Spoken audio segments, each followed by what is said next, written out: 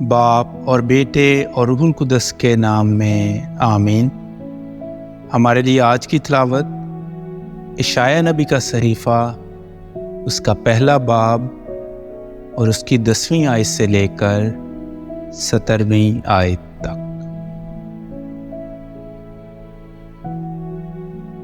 اے سدوم کے حاکموں، خداوند کا کلام سنو۔ اے عمورہ کے لوگوں، ہمارے خدا کی شریعت پر کان لگاؤ۔ تمہارے ذبیحوں کی کثرت سے مجھے کیا فائدہ ہے؟ خداوند فرماتا ہے، میں مینڈوں کی سوختنی قربانیوں سے اور فربا بچڑوں کی چربی سے سیر ہوں۔ بیلوں اور بروں اور بکروں کا سرخ خون مجھے خوش نہیں کرتا۔ جب تم میرے سامنے حاضر ہونے کے لیے آتے ہو تو تم سے کون یہ چاہتا ہے کہ تم میری بارگاہوں کو پامال کرو؟ باطل نظریں پھر میرے آگے نہ لاؤ۔ بخور میرے نزدیک مکروہ ہے، نئے چاند اور سبت کی محفل۔ میں شرارت اور محفل کا یکجا ہونا برداشت نہ کروں گا۔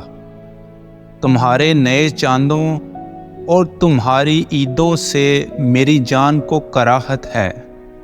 وہ مجھ پر گراں ہوئیں اور ان کے سہنے سے میں تھک گیا ہوں۔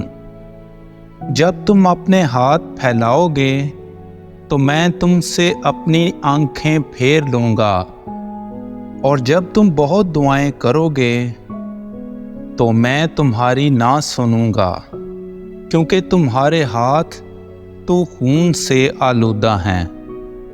پس نہاؤ اور پاک ہو، اور اپنے کاموں کی شرارت میری آنکھوں کے سامنے سے دور کر دو، اور بدی کرنے سے باز آ جاؤ۔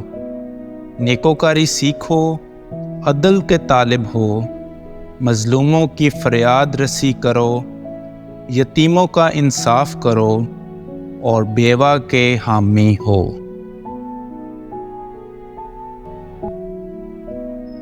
پاک کلام کے پڑھے اور سنے جانے پر خدا کی برکت ہو۔